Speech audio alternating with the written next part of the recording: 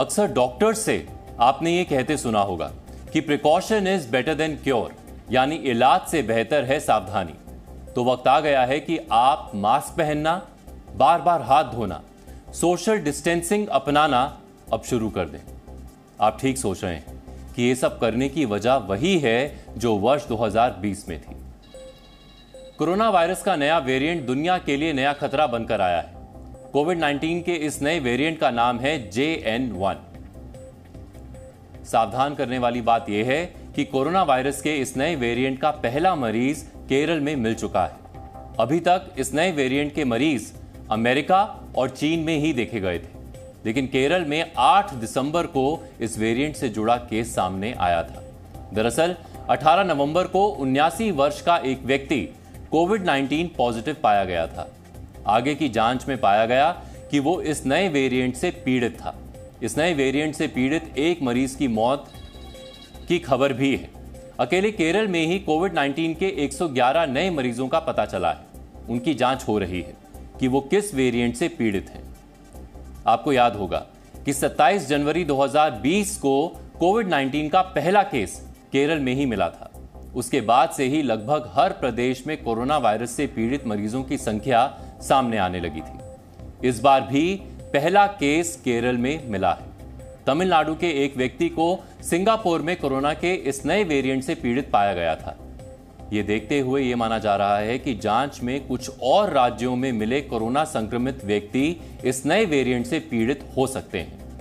केरल में corona virus के नए वेरिएंट से पीड़ित मरीज मिलने पर राज्य सरकार सावधान हो गई है। केरल की स्वास्थ्य मंत्री वीना जॉर्ज ने इसको लेकर एक इमरजेंसी मीटिंग की है। इसके अलावा अस्पतालों में बेड, ऑक्सीजन और अन्य व्यवस्थाओं को ठीक करने के निर्देश भी दिए गए हैं। I remember that the first wave of COVID started from Kerala.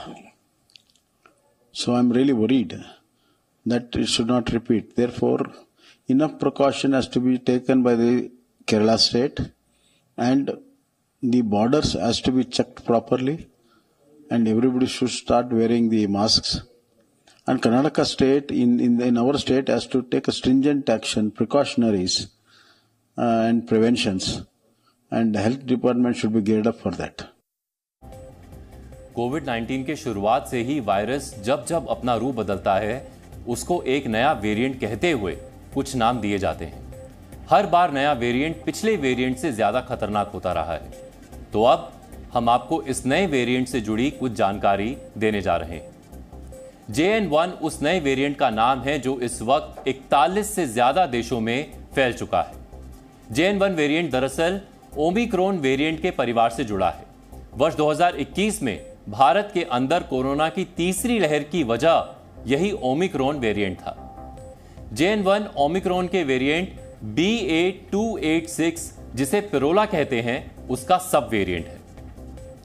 21 नवंबर को वर्ल्ड हेल्थ ऑर्गेनाइजेशन ने पिरोला वेरिएंट को वेरिएंट रिक्वायरिंग ग्लोबल अटेंशन घोषित किया था। यानी WHO ने पूरे विश्व को ओमिक्रॉन के पिरोला वेरिएंट को लेकर सावधान रहने की अपील की थी। WHO ने विश्व को सावधान इसलिए किया था क्योंकि इस वेरिएंट में अब तक 40 से ज्यादा म्यूटेशन हो चुके हैं। JN1 वेरिएंट कोविड-19 का पहला ऐसा वेरिएंट है जो इतनी तेजी से बदल रहा है। JN1 वेरिएंट में डराने वाली बात यह भी है कि कोरोना वैक्सीन से मिली इम्यूनिटी इस वेरिएंट पर काम नहीं करती। यानी अगर आपने कोरोना वैक्सीन ली भी है तो भी आप इस वेरिएंट से पीड़ित हो सकते हैं। ये JN1 वेरिएंट है, जो लास्ट म्यूटेशन थी BA.26, उसका ही एक छोटा सा और वेरिएशन है। WHO और ICMR दोनों ने ये अनाउंस किया है कि बेसिकली बहुत ज़्यादा म्यूटेशन डिफरेंस नहीं है, और होपफुली इससे हमारी जो इम्यूनिटी है पहले की इन्फेक्शन से और इम्यूनाइजेशन से वो कायम रहेगी और काफ़ी हद तक वो बचा लेगा।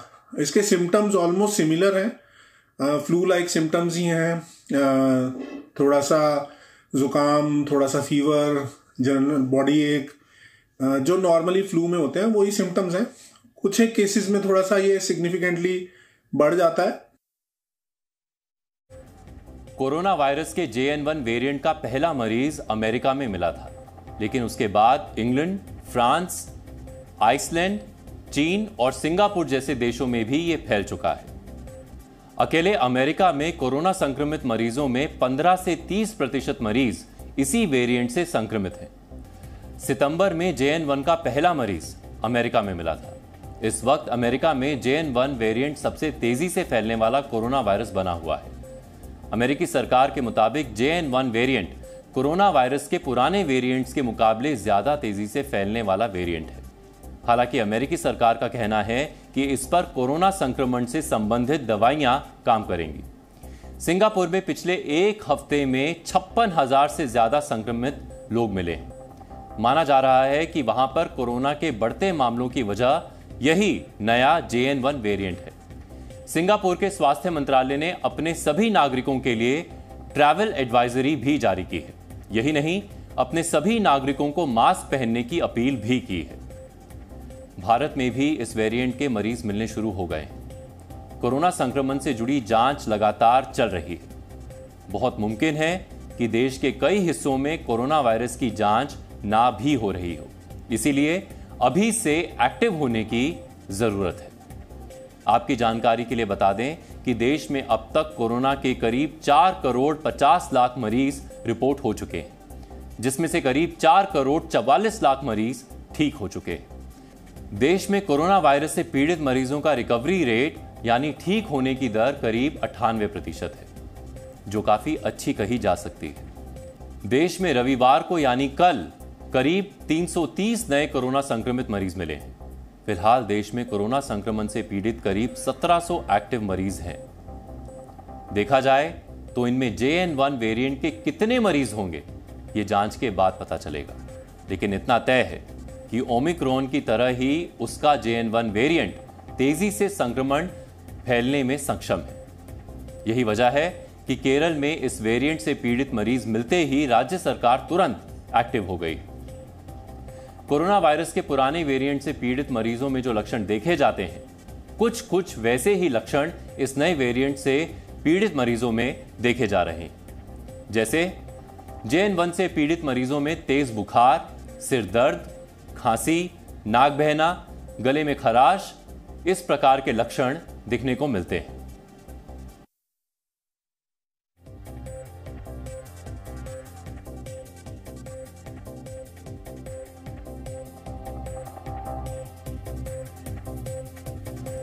नए वेरिएंट से कैसे बचना है और कैसे निपटना है, इसको लेकर देश भर के राज्यों में तैयारियां भी की जा रही हैं। स्वास्थ्य विभाग फिलहाल ये मानकर चल रहा है कि नए वेरिएंट से पीड़ित मरीज केरल के पड़ोसी राज्यों में भी हो सकते हैं।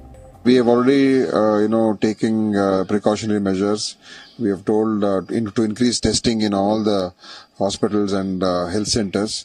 Who is coming with the symptoms of cough and flu and other COVID-like symptoms, respiratory infections, whatever that is there.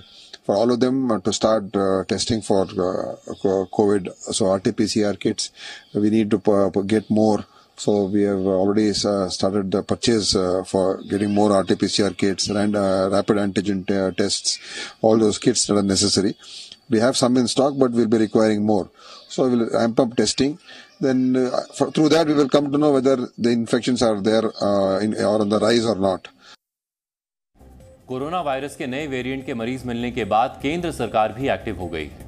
केंद्र सरकार ने सभी राज्यों को अलर्ट रहने के लिए कहा है।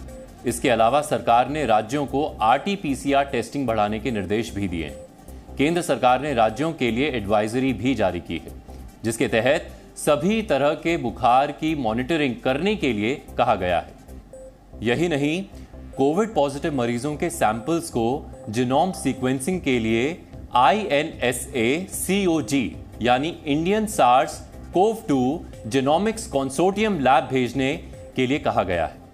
इसका मकसद ये पता करना है कि कोरोना वायरस से संक्रमित मरीज किस वेरिएंट की चपेट में आए हैं, ताकि इस वेरिएंट के फैलने की गति पहचानी जा सके और खतरे का आंकलन किया जा सके।